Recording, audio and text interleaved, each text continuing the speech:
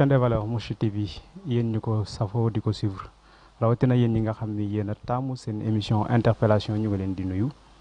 di am mbégte dellu siwaat ak yéen ci seen beneen numéro interpellation tey nag numéro bi nekk numéro bu spécial numéro boo am te ne nii bu particulier la lu tax ndax li ñu war a célébrer daairatu Moustarchidine wala Moustarchidaat ñëpp min ko ci Sénégal ak àdduna bi moo war a am 40 ans loolu nag tax seen télévision Mourchid dem seetil leen kenn koo xam ni membre fondateur la daanaka ndax léppam ci daairatu Moustarchidine la ko def depuis 82 mu nekk membre ci daayira bi jaar ci cellule des cadets jóge fa nekk secrétaire puis nekk président section Sam bu Kaolack nekkoon aussi benn membre boo xam te ne ñu ngi ko copté ci comité bi nga xam ne mooy comité coordinal bu Kaolack bi mu fa jógee dem lycée Valdiodio Ndiaye de 85 nekk fa président commission scolaire bi jógee foofu aussi ñëw ci cellule scolaire et universitaire à partir de 89 ba 94 nekk koo xam te ne moom moo ko jiite nekkoon aussi koo xam ne daayira bi traversé na ay moments yoo xam te ne daanaka ci fii Sénégal dañ ne woon daayira bi dootu fi amati ñu interdire ko ci jamono jooju aussi nekkoon na ci comité de crise boobu bi mu fa jógee nag nekk aussi ci comité permanent restreint bu daayira bi nekk superviseur jusqu'en 2016 su ma waxee loolu ñi miin daairatu Moustarchidine wala Moustarchidaat war nañu mën a jëli kan laa bëgg a wax mooy suñu gan tey di Mame Maodo Lo Mame Maodo ñu ngi lay nuyu. ñu ngi lay fay jërëjëf ñu ngi nuyu sa téléspectateur yëpp di nuyu waa Sénégal yëpp di nuyu njabootu l'islam bi yëpp tabaarakallaahu di kontaan itam ci li ngeen ñu invité ci loo xam ne ni moo marqué suñu dund ci la ñu dund depuis ñu nekk cadet comme ni nga ko junjee ba fi ñu toog di wax ak yow tabaarakallaahu fu mu toll ñu toll fa ak moom fu mu jaar fa ak ñun ba ñu agsi di célébrer 40 ans yi ñu ñaan yàlla nañu célébrer 100 ans yi sax. amiin incha allah Mame Maodo di leen souhaiter aussi joyeux anniversaire comme ni ñu koy waxee ci 40 ans yi waaye nag ci biir 40 ans yooyu bëgg nañ ci waxtaan ak yu mu làmboo bu ñu bëggee dugg ci waxtaan bi déjà dañ lay wax ni bu doon bëggee ngeen ko xayma tey ban bilan ngeen am ci 40 ans yi nga xam ne moom ngeen def. jërëjëf Pape bilan wu 40 ans yi mën naa la tontu directement wax ne globalement c'est positif maanaam am nañ njëriñ. fi ñu ko doon séentu am nañ ci lu ñu soxla woon lu tax parce que xam nga Serigne Cheikh Ahmed Tidiane Sy Al Maktoum moo def appel bi ci conférence Kër Jëm 1978 wax ne 68 ba 78 yàlla ci boppam moo ko jagleel ndawi jamono wante dañu ko révolté ba mu jeex résultat bi ñu doon séentu amul mu ni ci biir waxtaan bi yàlla mayaat na leen 10 ans wu dabaatal c'était en 1978 bi mu koy wax ña toogoon ca tente ba di ko déglu bëri nañ wante li may faral di wax mbokk yi ne leen responsabilité kenn du ko provoqué dañ koy yëg ca biir ñu fa toowoon am na ku yëg ne responsabilité am la mu taxawu ndawu jamono ci 10 ans yu jëm si muy Cheikh Mouhamadou Moustapha Sy donc automatiquement bi ñu jógee ci conférence ba daanaka tegatu ci diir mu takki bagage sam bàyyi Tivaouane ñëw Dakar lu tax parce que wolof fi ñooy wax ne rëbb fa ñey wa dee donc dëgg la ndawi jamono ñu ngi ci tourmente ñu ngi ci ay doyadi ay manquement yu bëree bëri wante ci dëkku taax yi la ëppoon doole loolu moo tax mu ñëw samp ay reenam fii ci Dakar commencé yëngu ci biir daayiratul Moustarchidine wala Moustarchidaat ñu di ko topp ba bëccëgu tey ñu ni mi nga am ñeent fukki at nag ñëpp xam nañ ne atu majeur la donc bu fa daayira àggee jàpp nañ ne yi mu waroon a dajale yëpp dajale na ko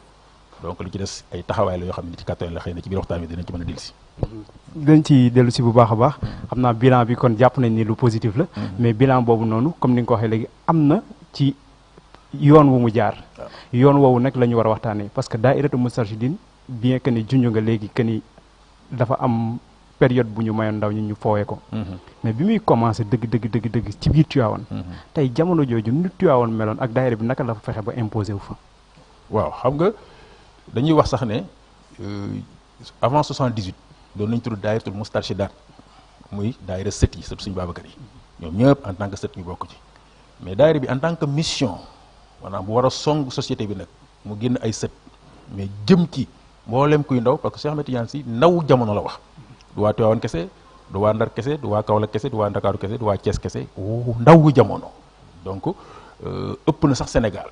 preuve bi mooy bi ñu agsee fii daayira mi ngi partout dans le monde mais li ci mat a téye mooy dafa am ay bilan d'étape ba fàttali ko 10 ans après 1988 ñu daje kër jëmb Serigne Moustapha def na bilan d'étape devant Serigne Cheikh Ahmed Tidiane Sy ak Serigne Abdoul Aziz Sy Al Amine. ndax njaboot piir bu kilifaam junjee rek moo war a tàmbali. mu mel ni nag 1968 ba 1978 xale yii toog fii tey sol lu weex samedi ci guddi bu masa jot ku ci newul ci night club yaa ngi ci Coladera. dimanche ci ngoon gu jot ku newul stade yaa ngi ci sabar. waaye tey ci 88 guddi alxemes june rabbun tabaraka jib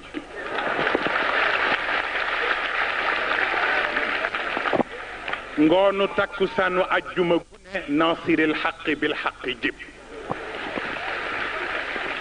kon nag bu fekkee ni Jaafar dafa sante yonent bi lool ñun jeunesse su Sénégal rawatina al mustarshidina wal mustarshidat lañ koy sante. xam nga ku liggéey fukki at te ba ngay départ kenn topp la te ku fekke woon jotaay boobu gis la fa teewoon ci ay nit ci ay mbooloo nga xam ne la ci doon jeune moo ëpp fuuf la fa doon mag espace amul mobilisation bu mel ni bi ngeen gis pour ki démb kër jëmb daanaka bu ko ëpp parce que y avait une forte mobilisation un engagement total nit ñi fees fa del sëriñ bi wane ne ñii ñëpp tey ku leen xooloon fukki at ci gannaaw xool leen tey di nga xam ne am na soppi gu am donc bilan d'étape bu 10 ans bi moom moo ko defal boppam am na beneen bilan d'étape 10 ans après bu sëriñ Cheikh defal boppam mooy en 2000 ci foire de Dakar. nga xam nga ban résultat la daayira bi obtenir ci wàllu ruux ma ni ko est-ce que xam nga ko man xam naa ko fi ma toog.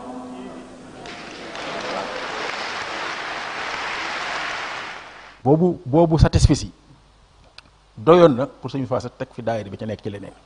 parce que day mel ni al yawma akmaltu lakum diinakum de sorte que bilan 20 ans yi bii wane na boppam li mu def ñëpp xam ne dëgg la bi ci topp kilifaam spirituellement mystiquement moo ko seede résultat bi ba 2008 nag yeneen 10 ans te ñu bëri duñ ci bàyyi xel ci la suñu faas ci boppam waxal boppam ci conférence foog naa ubbi jumaa bi ñu doon def fële ca kër ñoom Mansour ñoon kër Daago wax ne seen Cheikh Ahmed Tidiane Chérif sant na ko révolution wu tariqa su ko defee ku Cheikh Ahmed Tidiane Chérif xool ba sant la révolution ci tariqaam ñàkkul ne def nga résultat aussi bu toll na mu war a toll ñu ñëw tey 2018 40 ans yi mat ñu dëgmal yeneen i 10 ans donc jàpp naa ne am na liggéey boo xam ne nii Serigne Moustapha Sy def na ko parce que li ñu ko doon doyee ci booba jamono mooy mu raxasaat sellalaat ruuxu ndaw ñi mu defaraat jikkoy ndaw yi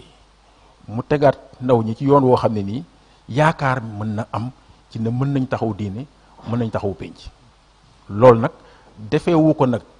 ci noflaay daf ko defee ci metti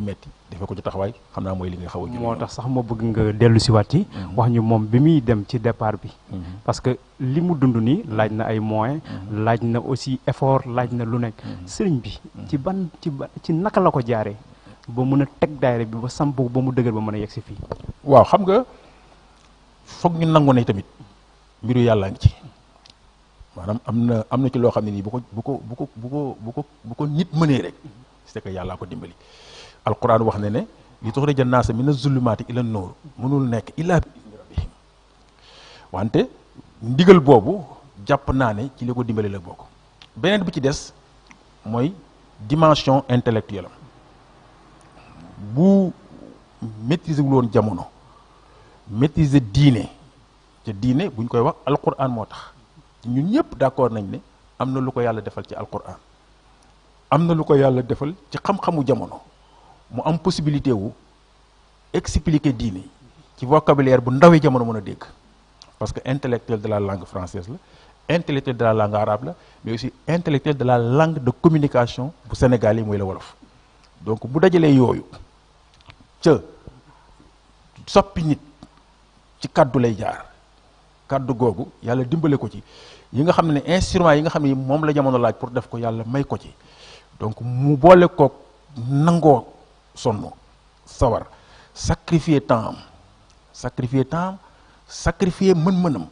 d'ailleurs dañ daan wax sax ci début mouvement bi ñetti sacrifice de temps di wax sacrifice de poche di wax sacrifice de sang ñu ni bu ko laajee loolu lu tax parce que amam la mettre à la disposition du mouvement. Au début bi amul cotisation sax fa amul woon daf daan buñ musaan di dem di sampi section yi ci dëkkaan yi moom mooy génnee ay moyens boppam bu fekkee fu sori la ña fa nekk jéem a def effort pour accueillir ko donc yàlla indi ci ndimbal ndax isa jaa nasrullah wal fath wa ra'ayta naas yadkhuluuna fi diinillaahi afwaajan fasabbih yàlla indi ci ndimbalam nit ñi wuyu si am na fu nu àggoon ci taxawaay nit ñi ñooy woote ne dañoo bëgg sëñ bi ñëw samp section sëñ bi ñëw defal ñu daayira sëñ bi ñëw defal ñu conférence sëñ bi ñëw taxawuñ ci mais li muy nekk doomu sëriñ ci barkeeg leer dafa tegoon loolu ci côté gëm coono gëm taxawaay gëm yitte gëm effort physique ak effort intellectuel je pense que loolu ci li ko dimbale mu doxal daayira bi yaatal ko ci la bokk. léegi nag bu ñu jugee foofu Mame Maodo wax nga réalisation daanaka yoo xam te ne daayira bi def na ko ci wàllu ruux fexe na ba jëlee nit ñi ci mbon yi ñu nekkoon indi leen présenté leen Serigne Cheikh comme ni nga ko waxee léegi ba Serigne Cheikh moo ko confirmé 10 ans après mais au-delà aspect ruux bi est-ce que daayira bi am na yeneen aspect yoo xam te ne nii mën nañ cee jàpp ne lii moom def na ko ci ndaw ñi. waaw xam nga dama la wax ne boo bëggee defar nit ruuxam dafay compter jikkoom dafay compter mais dafa am benn élément bu essentiel boo xam ne nii dafay nekk intermédiaire diggante ruux boobu ak jikko boobu moom mooy xelam xel nag xam-xam a koy dundal xalaat a koy dundal moo tax bi nit ñi commencé ñëw xam nga au début daanaka sax guddi ajuma rek moo doon am guddi ajuma rek lu tax parce que dañ doon ramasser da ngay ramasser ba pare nga sélectionner mais bi nit ñi commencé wusi la wax ne nag ci l'islam la ñu nekk ca l'islam aaya bi njëkk a wàcc Seydunaa Muhammad mooy iqra mu ni kon nañu jàngal nit ñi ca ma wax le ne dafa tombeek ay jamono boo xam ne nii nit ñi taaru colonisation bi jeexagul woon ci ñoom xam nga dañoo tudd rek 68 mais 60 le Sénégal am indépendance avant 10 Sénégal di am 10 ans d'indépendance jeunes sénégalais yi découragé nañ ci ñi leen jiite woon looloo indi révolte bi am vers 67 68 ak grève bi gën a mag à partir de 68 boobu am na lu ci Serigne Cheikh liggéey ba conférence bi mu def ci université de Dakar mais taxul woon nit ñi dégg ko donc bi 78 ñëwee dañoo indiwal taar yooyu parce que mag ñi tam dañoo jàppoon ne pour sa doom tekki ci réew mi foog mu jàngi tubaab ba dañu négligé woon côté daara ji jox doole côté tubaab bi mais suñu fois bi mu ñëwee li mu njëkk a réglé mooy nañu fexe ba doomu jullit yëpp fer ijji ñu dugal programme mu enseignement ci biir daayira bi premier séminaire lañ ko doon wooyee deuxième séminaire troisième séminaire ba quatrième séminaire premier séminaire képp ku bokk ci daayira bi foog nga mën a lire arab ñu alphabétisé la ca booba ay Modou fi nekk ak ay Moustapha ak ay Mouhamad ak ay Alaaji Malick ak ay Sëñ Babacar ak ay Xaadim yoo xam ne nii dëgg-dëgg ci diina lañ judd tur diina lañ yore wante boo leen bindalee mbind mu commencé ci càmmoñ ñu liir ko mais boo leen bindalee mbind mu commencé ci ndeyjoor duñ ko liir loolu la suñu faa njëkk défi boobu la njëkk a relevé maa ngi rappelé wu premier séminaire bi on avait alphabétisé 30 000 jeunes ma fàttali ne 30 000 du juróom benn junni mais 30 000 mooy fanweeri junni ndaw yoo xam ne nii ay doomu jullit lañ majeur te xam te boo leen bindaloon baa siin mi mara duñu ko lire parvenir na ci premier séminaire bi plus de 30 000 jeunes di lire arab ci lirin bu leer mu ni duñ ci yem buñ alphabétiser jeunes yi dañuy fexe ba ci deuxième séminaire bi kenn ku nekk mokkal lu mu néew fukki xadis fukki saara alquran ñu am lu ñu la jàngal ci siira ak ci taarix troisième séminaire bi ñu doublé ko bu ñuy àgg quatrième séminaire bi mustarchid bu ne ñëw ci daayira bi indaale fa ñàkk a liir di nga mokkal lu mu gàtt ñeent fukki saaru alquran ñeent fukki xadis xam ci siira lu bëri xam ci taarix lu bëri ba pare jàng charia mu am programme boo xam ne ci guddi ajuma yi moom mooy jàngale tahaara mooy jàngale salaat mooy jàngale sawm mooy jàngale parce que ni situation bi indi woon mënuñoo permettre ñu def ñu jël ancien daara yi dem ci daara ji jàngale yi ba mokkal doo ko topp daara yi di jàng ay fiqhu laxdari yu asma wi risala yu mel noonu donc loolu tax ñu tuddee ko dabaatal mais dabaatal bi li ko ci yàlla defal mooy moom miraculeux mooy ñu dem ba ay centaines de mille de personnes yoo xam ne nii du seen papa du seen yaay moo fexe ba ñu lire alquran mais ci organisation Dahiratoul Moustarchidine ci lañu lire alquran donc loolu da koo dimbale ci mu mën a defar jikko mën a sellal ruux fekk na ñu commencé nu mu néew semaine bu ne di nga jàng turu yàlla yi ay yoon parce que xam nga tey siir asmaa'illahil husna la juróom-ñeent fukki ak juróom-ñeent te xam nga zikrullah alaa bi zikrillahi tatma'innul qulub xam nga zikrullah dafa am lu muy def ci xol ca li muy def ci xol mooy refléter ci ruux bi bu refléter ci ruux dina am loo jomb dina am loo lu ñëpp sañ te doo ko sañ je pense que ci stratégie yooyu la Sëñ Moustapha Sy tegee li mu teg ba ñu bëree 99% 95% ci ñi ko topp am lu ñu jombale seen bopp ca kenn du leen ko wax am lu ñu rus a def ca kenn du leen ko wax parce que seen conscience ci lañu travaillé ba ñu am lu ñu lànk loo xam ne nii li lañ koy lànkaloo mu ngi seen biir. mais nag Mame Maodo ginnaaw loolu aussi ku jaar ci diggante bi xanaa am nga ay gàllankoor yoo xam ne jaar na ci diggante bi ba xaw a am yu mu jafeel ci sa yoon. waaw xam nga moom comme missionnaire la amoon na vision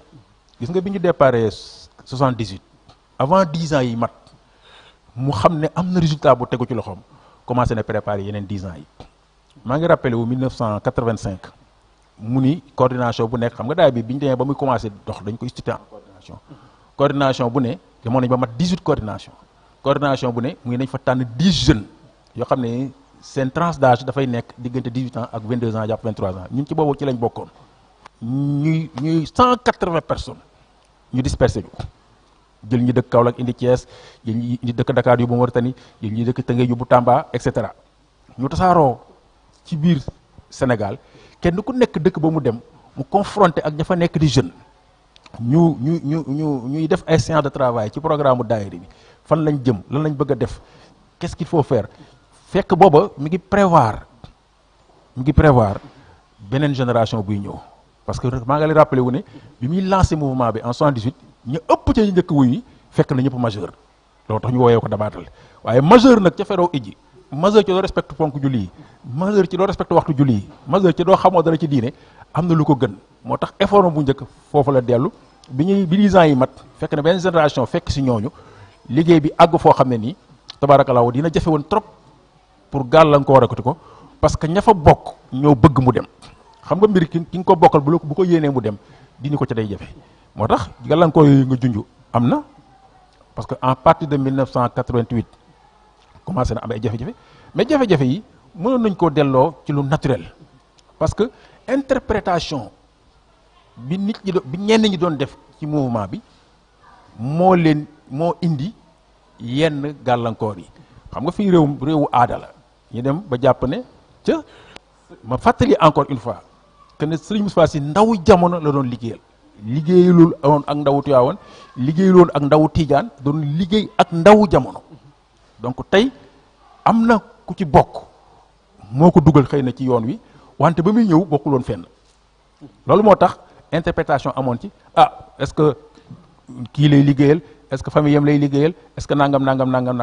gàllankoor yooyu ñàkkul mu woon am beneen gàllankoor yi mënoon am mooy c'est la première fois état bu Sénégal waxuma gouvernement état bu Sénégal laa wax gis ku organiser mbooloo mu toll noonu mu tas bu mel noonu ci Sénégal ca kenn maîtriser wu ko dul moom loolu aussi mën na indi soupçon mën na indi doute du ñàkk ñooñu aussi jéem a tëb gàllankoor pour vitesse bi mu daw maa ngi rappelé ne mag ñi dañ daan dem ci yenn mag Tiwaawan naa leen wax leen ci Serigne Moustapha ndax vitesse bi daw daa ëpp fekk booba xam ne ñii mu war a dabaatal ñii mu war a àndal pour liggéey foog nga daw ak ñoom yenn vitesse yi pour leen rëccoon ñu mën koo dabaatal. kon nag dabaatal bi maam Cheikh waxoon moom la def ci logique boobu la nekkoon. ci logique boobu la nekkoon mu def vitesse boobu noonu. mais nag dañu remarqué ni aussi. Serigne Moustapha Sy ñu bari daanaka surtout ci début daayira bi comme ni nga ko waxee noonu. dañu jàppoon ni genre révolutionnaire la. discours am dafa metti ba confrontation yi mu doon am ak état ak yooyu yëpp loolu moom moo ko waral. ñu jékki-jékki gis changement de paradigme bi. léegi daanaka discours bi. discours nekkatul discours révolutionnaire comme ba mu amoon ci jamono jooju. changement boobu. lan moo waraloon jamono jooju mu doon def ba nit ñi jàpp ni révolutionnaire la. léegi nag mu bàyyi loolu. non tolluwaay la c'est-à-dire que dafa njëkkee wolof dañuy wax ne ku lu toppandoo da ngay njëkkee c'est-à-dire que critique sociale bi mu doon def parce que tamit bu ndawi jamono amee jafe-jafe foog mu feeñ ci ni société bi doxee alors ni société bi doxee ay mag a ko fi teg mag ñi ko fi teg bëgguñu woon ku laal li ñu teg alors donc moom ci li mu bëgg a def pour mu def ko il faut que mu détruire barrière sociale yi ñu teg ci diine taxul alors loolu lañ doon tuddee tàng fekk du tàng dëggam la doon wax et dëgg ñëwee noo xam ne nii du neex ki teg dëgg gi parce que wolof ñoo wax ne ki aj bëggul ko seenu kaw loolu moom moo doon expliquer li niru loolu bi ci des comme am na bu aada bu nit ñi miinoon mooy daayira daje dimanche naan ataaya ziyaare ji dimanche mu def rupture ak loolu ne amul daayira naan ataaya amul daayira baxal meew amul daayira togg njogonal daayira jàng ak liggéey ma fàttali ne la dafa waxoon ne lundi bu ne njàng la mardi bu ne njàng la mercredi bu ne njàng la jeudi bu ne guddi ajuma bu ne xadara samedi ak dimanche ñu may liberté wu section yeeg cellules yi ak ñuy organisé woo ñu mën a def ay réunion pour xool naka la ñuy reprendre système kulla yawmin huwa fi sha'nin moom la appliqué woon ñu dem ba xale yi amatuñ jot ñun ñëpp kenn amatul jot yaa ngi sa école di jàng mais yaa ngi sa programme mu daayira ci sa programme mu daayira dafay compléter sa programme école preuve bi mooy bi ñu demee ba 84 85 ba def première colonie boobu dafa demander à ce que ñu instaurer ay sections scolaires c'est-à-dire fekki moustachid yi ci biir école yi ñu organiser leen fa ñu def liggéey ba ñu fa war a def parce que fekk na aussi xam nga école aussi comme occidentaux yi ñoo ko fi indi seen système ak seen méthode dafay am influence ci sunu dundin mu bëgg loolu aussi ñu wëlbati situation bi ñu organiser section scolaire yi ñu commencé organiser ay débat ay conférences publiques ay conférences ci biir salle de classe ci biir amphithéâtre yi di discuter ci problème yoo xam ne nii personne ne l'a posé avant lui loolu aussi état xam ne képp koo xam ne nii ñi avenir u réew mi mooy élèves yeeg étudiants yi am nga ci mainmise mag ñi am nga ci mainmise jigéen ñi am nga ci mainmise donc buñ la bloqué wul fii ak ay at yu néew mën ngaa téye Sénégal ci sa loxo. menace lay mujjee doon ci état bi léegi nag état boobu noonu gis nañ ni ci benn période. maa ngi koy wax léegi sax ci présentation bi. am na benn période boobu te ne ñoom jaar nañu ci arrêté sëriñ bi. jaar nañu ci dem sax ba interdire daayira bi. est-ce que mën nga fàttaliwaat tuuti. waaw loolu moom xewoon jamono loolu moom dafa am lu ko indi. li ko indi mooy bi mouvement bi àggee fi mu àgg ci pénétration sociale c'est-à-dire ñu nekk dans tous les départements nekk dans tous les coins et recoins mu coïncider ak après 88 Serigne Cheikh exilé génn réew mi nitu diine yi xamuñ ci li mu nekk nitu politique yi xamuñ ci li mu nekk nitu état yi xamuñ ci li mu nekk alors mu am soupçon ci côté état bu kilifa demee bàyyee njaboot def lu kenn mësta def ci société sénégalaise bi ci ñu xam kilifa bi ci expérience am ak ci histoire am ce qu'il a fait dans ce pays sur le plan spirituel sur le plan politique et sur le plan religieux état du ñàkk a ñaaw njort ci ñii lan la ñuy programme alors ci la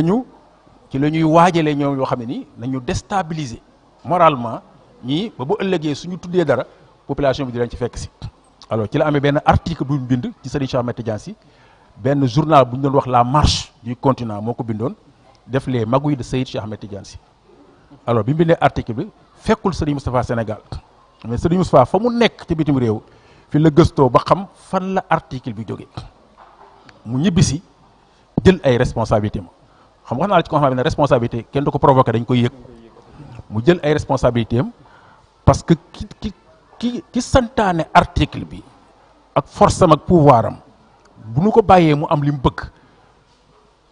dootuñu tekki dara mu jël ay responsabilités am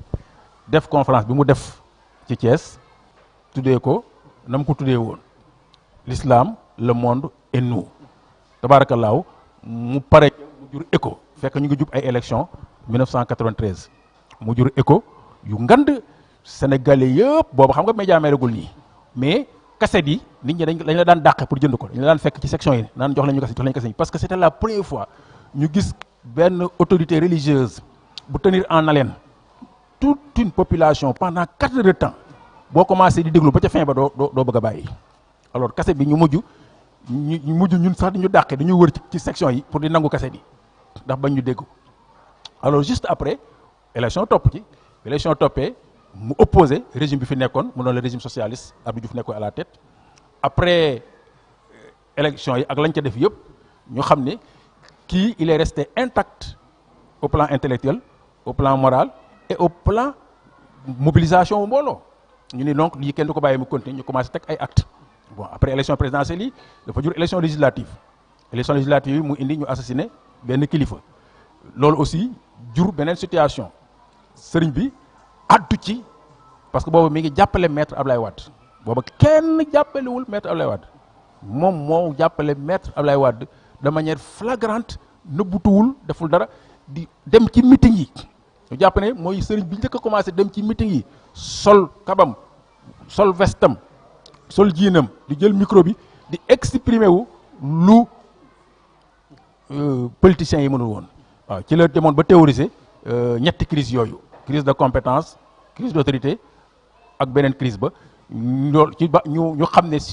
kii def réflexion bi ba teg lii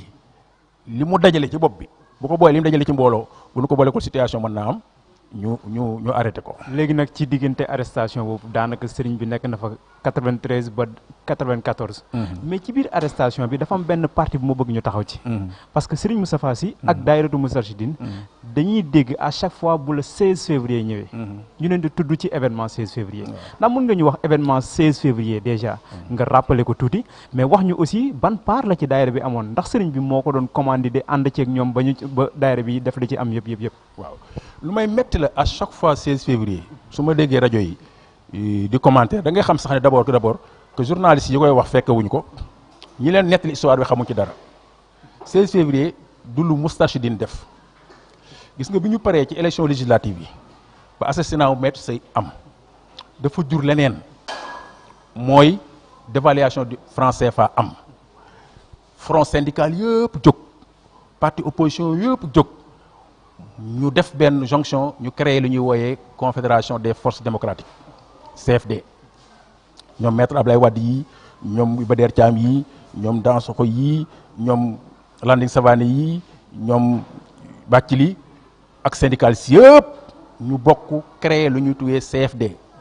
CFD boobu moo organisé meeting du 16 février Moustarchidine organisé wu ko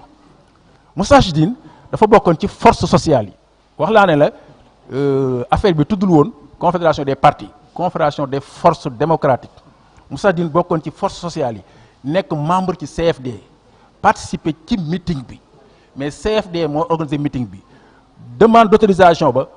benn élément Moustarchidine déposé wu ko élément wu bu bokk ci parti politique xam naa turam moo ko déposé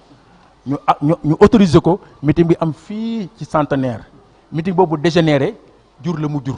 mais lan moo tax mu dégénéré jur la mu jur rek ñu ni Moustarchidine lañ te lu grave la chaque fois bu ko journaliste yi wax du ñu bàyyi xel loolu CFD mi ngi fekk nu mu tuddati 16 février mi ngi fekk Serigne Moustapha Sy ci biir prison parce que suñu fois si ñu ngi ko téye presque ci fin septembre 30 septembre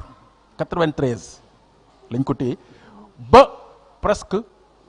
septembre 94 def na 10 mois presque ci presque 11 mois ci biir prison bi organisation 16 février tëralinu 16 février mi ngi fekk Serigne Moustapha ci 100 mètres donc waa CFD les partis et les syndicats et les mouvements associatifs yi bokkoon ñoom ñëpp ñoo organiser meeting bi dégénéré lu ko indi woon mooy ba ñu nekk ci biir meeting bi di def discours yi ñu bloqué ñi war a ñëw ci meeting yi pour lu ñëw ndax mobilisation bi ñu doon tiit ñu toll jékki-jékki dégg grenade yi tàkkee fu ne noonu moo tas meeting bi tasee meeting bi parce que les gens étaient tellement peureux parce que ñu ngi dégg fu ne grenade dafa tàkkee nit ñi tas meeting bi tasee meeting bi nit ñi àndandoo dox ci àndandoo dox boobu ci leen nit ñi dajee policiers yi peut-être ci kaw rue bi li am mais chaque fois dañ ci def erreur di ci def amalgame di jaxase 16 février ak Moustarchidine mais dañu war a wax 16 février organisation wu CFD la avec tous les partis d'opposition de l'époque ak syndicats yi ci boobu jamono pour def face à un régime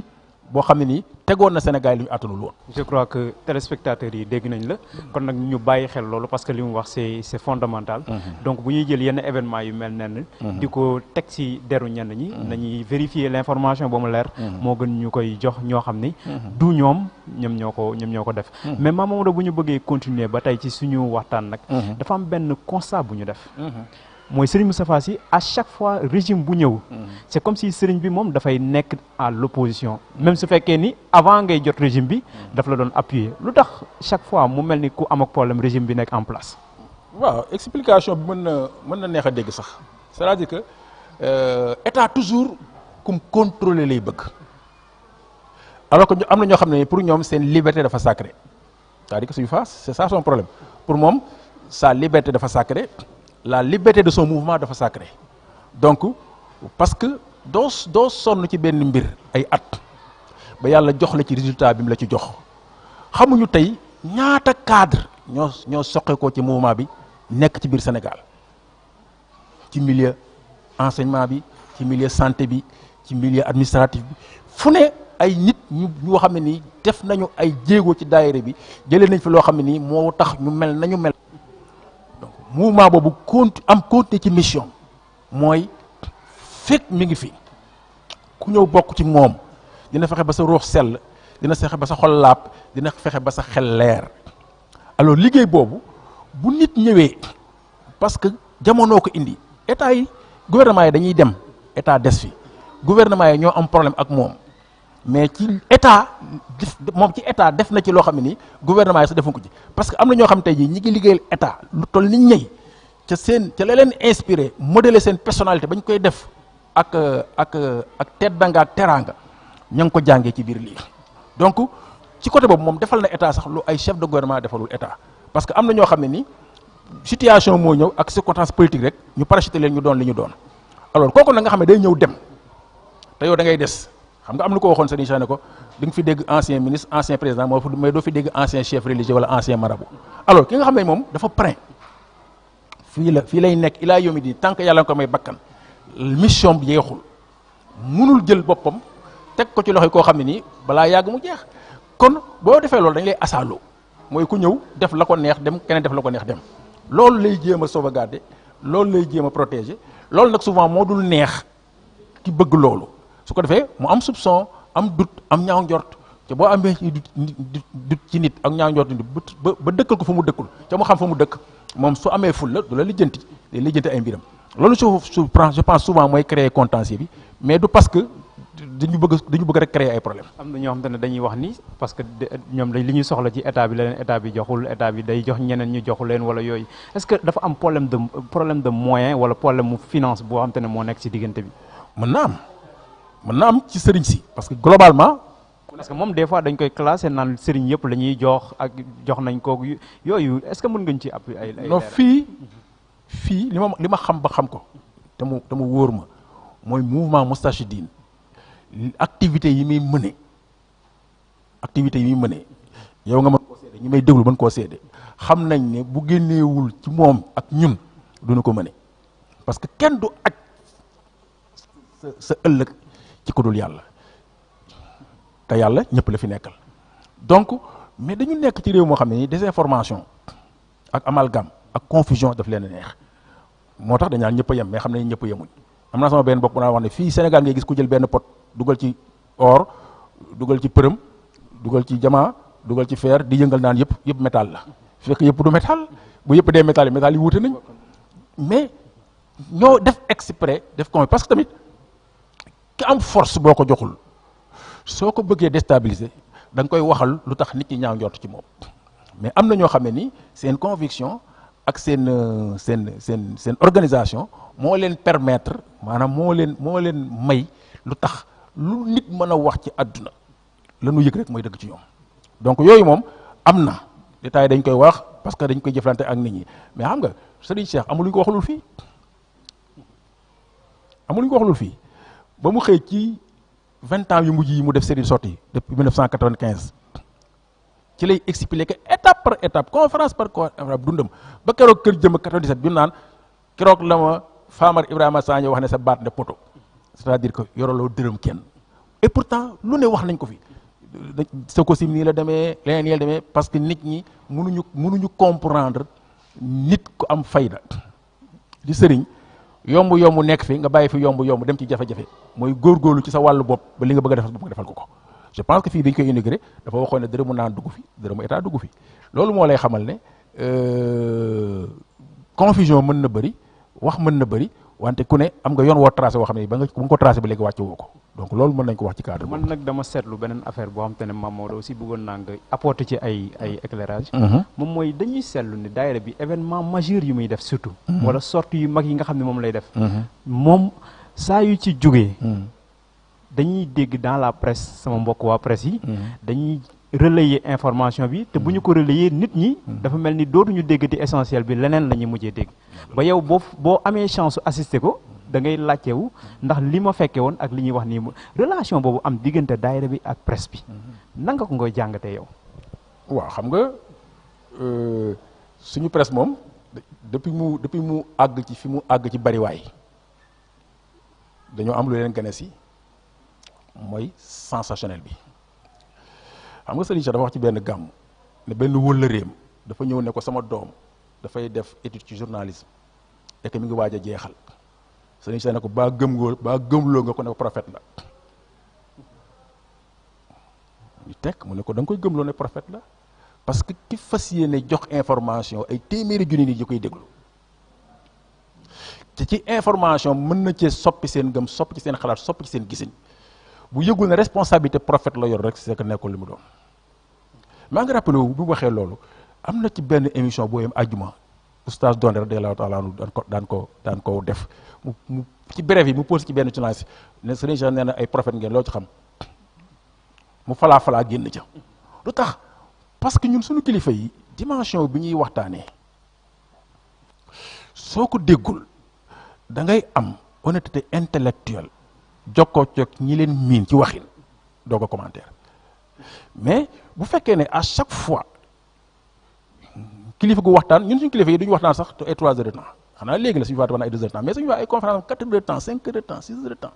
nga tenir en haleine une population de plus de 100 000 personnes kenn du bouger kenn du doyal ndax lépp culture la lépp xam-xam la lépp spiritualité la nga joxe ci benn anecdote rek ñu def exprès fàttaloo nit ñi li ñu waxoon yëpp wala nga def benn mise au point par rapport à une situation donnée ñu profité ci occasion bi fàttaloo nit ñi lépp il faut que ñoom aussi ñu revenir à la raison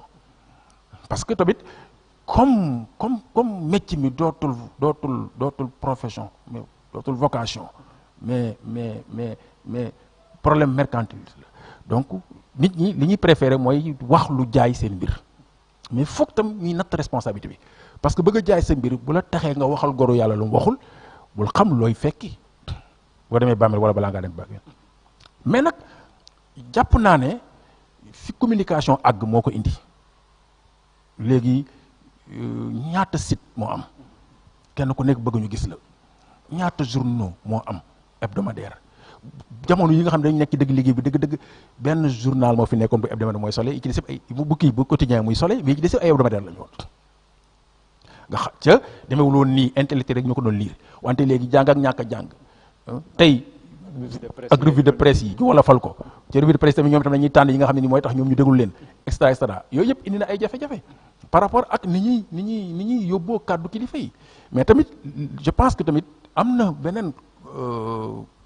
contre attaque bu war a am mooy ñi tourner autour de la communication ci biir liggéey bi ñoom it di jël seen responsabilité par rapport ak ni ñu war a leeralee yenn yi bu ko nit ñi waxee nañ ko waxee woon. léegi nag dans cette logique même d'attaque dafa naa bu ngeen seetloo jamono ji ñu mujj yëpp dafa mel ni sëriñ bi dafay recevoir ay attaques rek saa yu génnee sorti dina am ku ñu jóg ci population bi dal ci kaw sëriñ bi ñooñu tey daayira bi ñu gis ni aussi daayira bi malgré tout cela dafa garder sa sérénité loolu lan ngeen jàngatee déjà fait yooyu ak aussi lan mooy seen secret ba nit ñi révolté wuñu loolu mënoon indi leneen ci biir penc bi waaw xam nga dañu laajoon Serigne Cheikh benn question ne ko lu tax lu ñu la laaj rek nga tontu ko mu ni parce que laaj naa ko sama bopp avant ngeen ma koy laaj fait que on est en avance sur cette société là c'est-à-dire que am na ci loo xam ne nii bi ñu koy jàngal ci daayira bi pour que ñuy garder suñu sérénité ñuy calme ñuy jàng tontu ca bañ a jàng xuloo booba jàppuñu woon ne lii dina am bu ñu àggee jamono foo xam ne nii nag ku mu neex wax parce que ku mu neex sa biir nag sa biir néeg ngay waxee ca balaa ma 30 minutes après Sénégal yi dégg ko ca ngay responsable am na loo xam ni boo ca fekkee nit ñi yaay yàqule mais ñoom lu ñu yàqule dafa am ñu am mission ak ñu amul mission te wolof da doon wax ne borom caq du bëri ak borom baatu neen ñi am mission foog ñu xam ne seen mission moo laaj ñu leen di provoquer moo laaj ñu leen di gàllankoor parce que plus sa responsabilité gën di kawe say adversaire ak say ennemi di gën di bëri ñooñu nag boo leen gérer ci seen méthode ñoom daanu il faut nga gérer leen ci sa méthode yow moo tax lu ci waaye waxit wala nga def ko bu réponse bi ñëwul immédiat am na lu lay xaar nu muy tudd nag nañ def pour le moment point d'interrogation. Mamadou ñu ngi may signaler ni léegi suñu temps léegi mu jeex. mais mënuñoo bañ a tudd réalisation daayira bi ci biir 40 ans yi daayira bi lu mu réalisé. waaw xam nga objectif am bu njëkkoon. moo waxoon dafa amoon objectif majeur ak ay objectifs spécifiques objectif majeur am moo doon mu réarmer moralement la jeunesse sénégalaise ci loolu def na ko non seulement def na ko ci Moustarchidine mais def na ko ci ñu dul Moustarchidine parce que am na ñoo xam ne nii Moustarchidine duñ ci membre carte mais membre lañ xol lañ ci donc ñu ngi suivre mouvement bi di suivre sëriñ bi di ko jariñoo te duñ ñëw guddi àjjuma duñ ko dese ci daayira bi loolu mooy bu njëkk bi bu ñaareel bi nag c'était un mouvement social xawma ñaata jaamu yàlla ñoo jàngee ci daayira bi xawma sur le plan social solidarité lan la mouvement bi deful maa ngi rappelé wu ne président Abdou Diouf dafa taxaw fii ci colloque Sëriñ Moustapha 1989 la jeunesse musulmane d'un siècle à un autre parce que bi ñu paree 88 ba 10 ans yi mat objectif bi moo doon dem feneen ñu créé benn colloque international avec plus de 45 délégations internationales ñu ñëw fii ñu defee ko foire Abdou Diouf en tant que président de la République moo ko présidé il disait en suspens Sëriñ Moustapha votre mouvement a tracé la bonne voie celle de la prospérité celle de l'éducation celle. Vos vivres à Koutal, vos vivres à Mbaling, vos activités d'investissement humain au niveau des écoles et des mosquées sont visibles par. C'est l'État du Sénégal qui dit ça par sa plus haute autorité. moo tax yi am yëpp ay set sal yëpp ñoo ko jàngale booba hôpitaux yi tabaski jotee korité prison yi fu ne dem nañ ko ba mu nekk culture ci Moussa suñ fa géretu ko dem nañ ba mu nekk culture ci Moussa diini kenn rentu ko sax compte yan champ collectif lañ doon def pour lutter ak exode rural c'était des activités yoo xam ne dañ ko quantifié wul xaw ma yëpp nit ñoo jaaree ci orientation mouvement bi ci xalaatu sëriñ bi ba am seen initiative personnelle ba créer tey ay entreprise ay site liggéey loo ci ay nit ba ci installation wu école Irshad taxaw ba ci audiovisuel télévision taxaw tout ça pour contribuer ci développement parce que développement bi c'est d'abord humain avant muy nekk physique développement humain boobu nag gisuma ku ci def lu toll li mu ci def parce que Serigne Cheikh mi ko seedeel du parparloo d'ailleurs sax li mu nuy critiquer moo ëpp lu mu nuy wax sunuy baax donc bu taxawee wax ne ko fi ma toog ak moom li mu def maa ngi jàkkaarloo ak résultat bi nga def ci wàllu roox c'est que suñu fa boo ko fee moo tax bu ma lu doon quantifier résultat yi nit ñi mën a gis de manière palpable yi ñu mënta gis de manière concrète daf ko ëpp parce que conscientiser nit ba am lu mu jomb am na ñoo xam ne nii dañ daan toog ci bunt kër yi ataaya bi ñu nekk ci année de la jeunesse ci defoon beneen axe bi mu nekkoon nu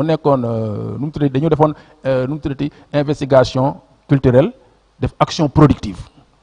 ci acte action productive boobu xaw ma ñaata sénégalais lañ ci orienté lañ ci jàngal ba permettre leen jël ay initiative ba xëy doon ay commerçants ay chefs d'entreprise ay leneen donc buñ ko doon topp du jeex il a beaucoup fait moo tax bu ko yàlla fayee mbiram kanam lay jëm mais nag mu des beneen aspect mooy 40 ans après fan lañ war a jëm. waa nga daanalee ci perspective yi rek. fan lañ war a jëm dama wax mbokk bi barki démb ne ko li doon suñ objectif de départ ba léegi mooy suñu objectif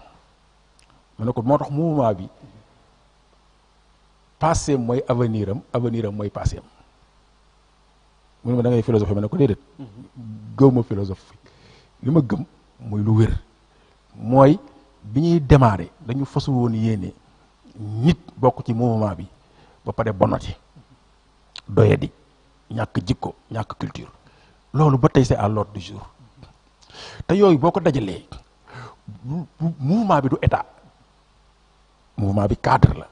boo xam ne ñi mu ci tënk fexe ne leen ba ñu doon des hommes utiles à l'état loolu day wéy moo tax bokk na ci li ñi Moustarchidine yi gën a war a bàyyi xel fi mu nekk nii mooy naka la ñuy bañ a toppee li jamono indi ba fàtte liñ leen di doyee topp li jamono indi mooy nekk ci réseaux sociaux yi nekk ci internet yi nekk ci affaire yi di coqati ay yennati waxtaan yoo xam ne nii dañ ci tontu wala yooyu def ko programme ba fàtte li nga xam ne nii moo taxoon foofu la ñu sëñ bii xaar mooy une fois mu taxaw fële ne ana ñu génn ku mu xool xam ne mën nga ko njaboot te mooy ku yàlla tiim xam ne mën nga ko jaam je pense que loolu fa lañ war a gën a jëm fa lañ war a gën a liggéey dafa fekk nag ne réalité yi du benn léegi tey situation bi yi mu indi laaj na ay moyens yi mu laajoon 78 parce que ana mag ña ma waxoon ne ñi xale yi toog ña ma waxoon xale yi toog 78 ak léegi man ne 40 ans la ña ma waxoon xale yi toog booba xëy na ay 15 ans 20 ans la ñu am suñu doole 50 ans du 60 ans dugguñ ci 3e âge kon am na ñeneen ñu fi jaar ci diggante bi ñoo xam ne nii tey dañu war a taxaw en tant que jeune mag ñi taxaw en tant que mag spiritualité bi ak taxawaayu zahiré bi mën a doon am benn collaboration ñu continuer liggéey bi ci kattanu yàlla pour que une fois encore ñu am ay sénégalais yoo xam ne nii bu leen yàlla tiimee dana xam ne ñi mat nañ ko jaam et c'est ça l'objectif majeur de Serigne Moustapha mooy nit ñi doon des hommes spirituellement valables intellectuellement valables mais aussi sur le plan social ñu doon ñoo xam ni ay actionnaires lañ ay taxawaay lañ ay acteurs de développement lañ loolu mooy liggéey bi bu ko état ji déggee noonu la bu ko nité di déggee noonu la bu ko Moustarchidine bi déggee noonu la parce que loolu moo doon utiba ci changé wul ba léegi. jërëjëf Mame Maodo waxtaan bi xam naa ni duñ ci doyal. waaw dafa xat population bi duñu ci doyal itam. waaye nag suñu temps moom moo jeex kon dañ lay bàyyi rek nga def sa kàddu yu mujj. waaw kàddu yu mujj mooy sant leen xam nga ci alquran yàlla dafa wax ne walakum fi qisaas xayaatun walakum fil qisaas xayaatun donc lii bi ñu koy nettali rek taxul woon dañu bëggoon nit ñi jaaree ci xam ne am na fu lii jaar ba agsi fii ñi ci tollu jaar ba yóbbu ko feneen fu gën a kawe loolu tax mu teg laalakum tattaquun du sax pour rek ngeen gëm wante pour ngeen am yeneen i moyens yeneen i yitte yeneen i jom yeneen i taxawaay yu tax liggéey bi du fa yom waaye day gën a jëm kanam te loolu am nañ ci yaakaar par rapport ak ni ñu gisee comportement wu njaboot yu bëree bëri ci taxawaay bi yàlla na yàlla mottali yëpp nag yàlla na yàlla taxawu leen télévision bi yàlla na ko yàlla gën a jëmale kanam ba li mu war a jouer comme mission mu jouer ko parce que tamit médium la boo xam ne nii am na importance trop ci daawa bi ci wa tabarakallahu yi mu laaj yëpp nag pour ngeen éclore gën a jëm kanam yàlla na ko yàlla jàppandal résultat yi yàlla na gën a am solo ngeen baal ñu wax salaamaaleykum wa rahmatullahi wa barakaatu. waaleykum salaam Mame Maodo mu nekkoon Maodo Lo nekk koo xam ne membre fondateur la membre permanent la nekk koo xam te ne acteur la ci daairatu Moustarchidine wal Moustarchidaat waxtaan bi nekkoon noonu daaira bi am 40 ans ñuy wax daaira bi rek kullu amin wa antum bi xayr di ko wax aussi sëriñ bi di ko yeesal suñu ziar ak di ndokkeel njaboot yëpp di wax ni Sénégal kon daairatu Moustarchidine ngoog relation ak population baa ngoog relation ak presse ak keneen a ngi noonu ku ci nekk la nga ca war a jàng nag xam nga ko nga jàngat ko su ko defee Sénégal mën a avancer dem ci feneen foo xam ne moo ëpp fi mu toll nii di sant bu baax ñi nga xam ne ñoo bàyyi seen yitte yëpp toog duñu suivre di sant itam équipe bi nga xam ne ñoom la ñu àndaloon pour réaliser numéro bi di leen jox dig daje beneen dimanche ci waxtu wi ci beneen numéro interpellation wasalaamualeykum wa rahmatullahi taala wa barakaatu.